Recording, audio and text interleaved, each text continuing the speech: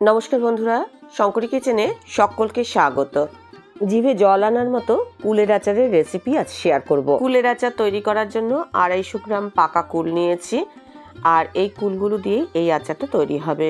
সবার আগে কুলগুলোকে ভালো করে ধুয়ে নিয়েছি, তারপরে কুলের বোটাগুলো ছাড়িয়ে নিয়েছি। আচারের স্বাদ হবে টক ঝাল। যারা মিষ্টি আচার খেতে পছন্দ করে না তারা এই আচারটা খুব ভালোবেসে খাবেন। আচারটা 5 থেকে 6 মাস স্টোর করা যাবে। আচারটা তৈরি করার জন্য সবার আগে কুলগুলো ফাটিয়ে দেখতে হবে এর মধ্যে পোকা আছে কিনা। পোকা থাকলে সেই কুলগুলো বাদ দিয়ে দিতে হবে।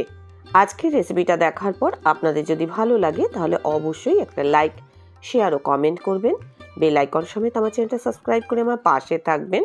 বেল আইকনটা ক্লিক করা থাকলে আমার যে কোনো রেসিপি বা আমি যাই আপলোড করি না কেন সবার আগে নোটিফিকেশন আপনার কাছেই পৌঁছে যাবে।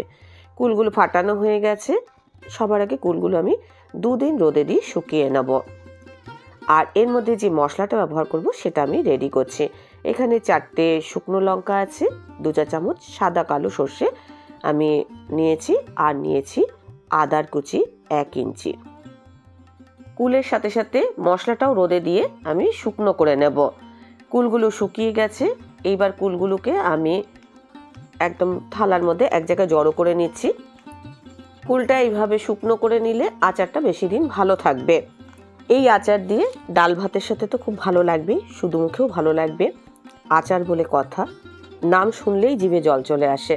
এই যে মশলাটা, এগুলো কিন্তু রোদে দিয়ে আমি একদম শুকনো করে নিয়েছি। দেখুন এগুলো আদাগুলো এরকম হাত দিলে মুচমুচ করবে, ভেঙে যাবে। সঙ্গে শুকনো লঙ্কাগুলো রোদে দিয়ে একদম মুচমুচে করে নিয়েছি।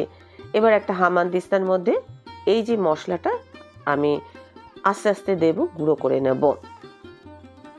এই যে কুলের আচারটা, এর মধ্যে খুব বেশি মশলাপাতিও লাগবে না। হামানদিস্তায় প্রথমে আস্তে আস্তে করে আমি আঘাত করব, তারপরে ভালোভাবে দেখুন এই যে গুঁড়ো হয়ে গেছে। এরকমভাবে গুঁড়ো করে নিতে হবে। যেহেতু এগুলো মুচমুচে হয়ে আছে তাই এগুলো ভালোভাবে গুঁড়ো হয়ে গেছে, আধা গুঁড়ো হয়েছে। কুলটার মধ্যে এবার আমি স্বাদ মতো নুন দিয়ে দিচ্ছি। কুলটা আমি কিন্তু শুকনো করার সময় নুন ব্যবহার করিনি, আমি পরেই নুনটা ব্যবহার করছি। ভালো করে মিশিয়ে নিচ্ছি। গুঁড়ো করা মশলাটা এবার দিয়ে দিলাম। এই মশলার গন্ধটা খুব ভালো লাগবে। ভালো করে মিশিয়ে নিচ্ছি। কুলটা কিন্তু একদম ড্রাই করে ফেলবেন না, একটু একটু কুলের মধ্যে রস থাকবে। এবার দিয়ে দিচ্ছি কাঁচা সর্ষের তেল। এই তেলটা অল্প পরিমাণেই এর মধ্যে ব্যবহার করতে হবে। ভালো করে মিশিয়ে নিচ্ছি। খুব চড়া রোদ উঠলে 1 দিন রোদ দিলেও হবে, আর নয়তো 2 দিন, এর বেশি কিন্তু নয়।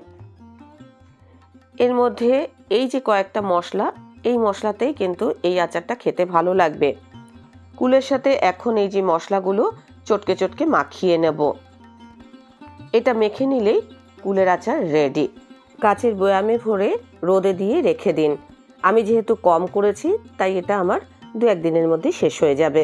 এই আচার শুধু মুখেও ভালো লাগবে, ডাল ভাতের সাথেও ভালো লাগবে। আর এই আচার 5 থেকে 6 মাস স্টোর করা যাবে। তার থেকে বেশি হলে তেল চিটে গন্ধ হতে পারে।